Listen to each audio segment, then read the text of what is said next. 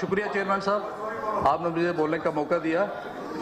मैं आपकी बसाकत से अपने कठुआ कंस्टिट्यूंसी के लोगों का भी शुक्रिया अदा करना चाहता हूं, जिनकी वजह से मैं इस पवित्र हाउस में आज शामिल खड़ा हुआ आपके सामने बात करने के लिए।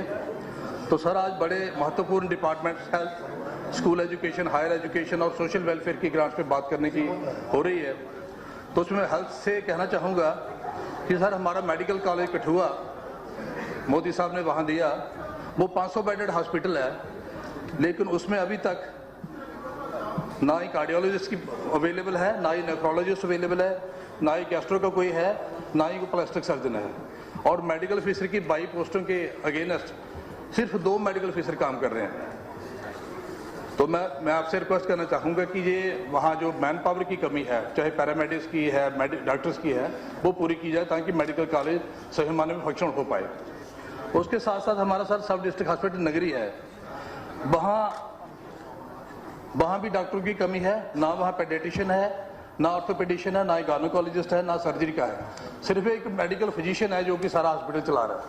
तो इस तरीके का हम हेल्थ केयर चलाएंगे तो मुझे लगता है कि हम लोगों के साथ बेइंसाफी होगी। उसके साथ साथ लखनपुर का एक प्राइमरी हेल्थ सेंटर पिछले 30 साल से चल रहा है, और जो कोविड में जैसे हमारे रियासत के बाहर से लोग आते थे, हमारे लोग आते थे, तो लखनपुर एक एपी सेंटर था जहाँ की सभी को चेकिंग होती थी, वहाँ से चेक करके सारे लोग आते थे, और वही प्राइमरी हेल्थ सेंटर जिसने वहाँ सारी सर्विस दी। तो मेरी आपसे गुजारिश है कि वहाँ उसको एक सब डिस्ट्रिक्ट हॉस्पिटल का दर्जा दिया है, क्योंकि लखनपुर हमारा प्रवेश द्वार है और वहाँ से सारा हमारा जो बाहर से लोग आते हैं उनकी स्क्रीनिंग हो पाएगी।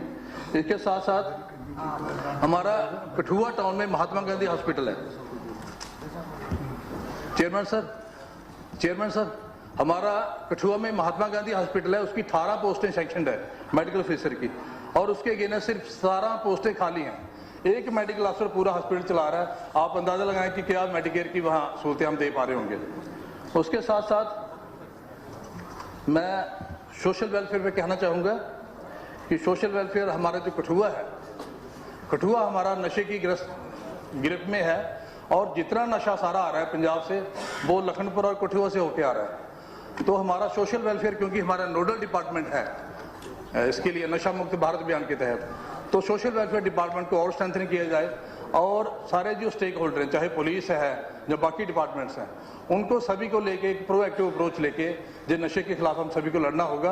और मैं समझता हूँ कहीं ना कहीं जो अभी तक हम देख रहे हैं, पिछले 4 महीनों में मैंने देखा तो पुलिस का रवैया बड़ा नेगेटिव रहा है, और जो लोग पकड़े भी जाते हैं उनको दूसरे दिन छोड़ देते हैं। अगर यही हाल रहा तो कोई भी नौजवान हमारा जम्मू कश्मीर का नहीं बचेगा जो नशे से ग्रस्त नहीं होगा।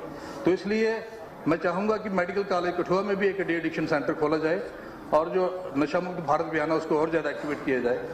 उसके साथ साथ स्कॉलरशिप का मैं बोलता हूँ कि social welfare department, central government उसके लिए फंडिंग देती है सर, और उसमें ज़्यादा पोर्शन जो सेंट्रल गवर्नमेंट का होता है, स्टेट गवर्नमेंट का भी फंडिंग होती है, क्योंकि मैं वहाँ डायरेक्टर सोशल वेलफेयर रहा हूँ, मुझे पता है।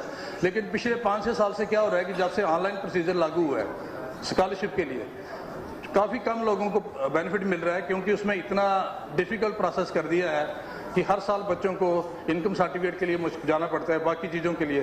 तो मेरी गुजारिश है हाउस से, आपकी विसाखे से, कि वो जो इनके स्कूलों में, बच्चों के स्कूलों में वो कैंप लगाए जाएँ, ताकि उनके जितने भी सर्टिफिकेट्स हैं SC के, ST के, वो स्कूलों में बने, ताकि बच्चों को वो एक टाइम भी उनका वेस्ट ना हो और वो अपना स्कॉलरशिप की फैसिलिटी अवेल कर सकें। उसके साथ साथ सर, रिजर्वेशन प्रमोशन पे डॉक्टर मनियाल जी ने बात की, मैं भी उसकी बात की तायद करता हूँ कि रिजर्वेशन प्रमोशन पहले था, लेकिन बाद में लिटिगेशन की वजह से वो रोक दिया गया। अभी सुप्रीम कोर्ट और हाई कोर्ट ने भी वो डायरेक्शन दी है कि रिजर्वेशन प्रमोशन लागू की जाए।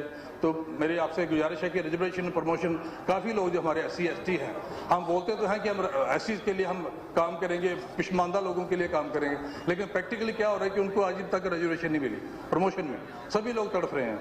उसके साथ साथ जो मैं चाहूँगा कि जो हॉन्डेरियम है आंगनवाड़ी वर्कर्स का, आंगनवाड़ी हेल्पर्स का, वो बढ़ाया जाए, क्योंकि जितनी भी फ्लैगशिप स्कीम्स है गवर्नमेंट ऑफ इंडिया की और स्टेट गवर्नमेंट की, वो आंगनवाड़ी वर्कर्स और आंगनवाड़ी हेल्पर चलाते हैं, और कोई भी काम हो उनको वो कहते हैं कि करो, लेकिन जब उनको हम एम्पावर ही नहीं करेंगे फाइनेंशियली तो कैसे हो पाएगा, ये भी करने की ज़रूरत है। उसके साथ साथ सर, मैं स्कूल एजुकेशन पे आऊँगा, उसमें सर 2 मिनट लूँगा क्योंकि पहली बार बोल रहा हूँ। स्कूल एजुकेशन में सर ऐसा है कि हमारा हाई स्कूल लखनपुर है, वो सदियों से हाई स्कूल है, लेकिन उसमें 500 बच्चा पढ़ता है, लेकिन कोई वो आसपास हाई सेकेंडरी स्कूल नहीं है। मेरी गुजारिश है कि वहाँ लखनपुर हाई सेकेंडरी स्कूल बने। सर इसमें जो इंटर डिस्ट्रिक्ट हमारे बच्चे 8-8, 9-9 साल से कश्मीर में हैं, उनके लिए वो ट्रांसफर पॉलिसी मुनक्किद की जाए। और जो लेक्चरर हमारे कठुआ से, जम्मू से, सांबा से, कोई किश्तवाड़ लगाया है, कोई रामबन लगाया है, उनके लिए एक अच्छी ट्रांसफर पॉलिसी हो कि 4-5 साल के बाद वो अपने डिस्ट्रिक्ट में आए।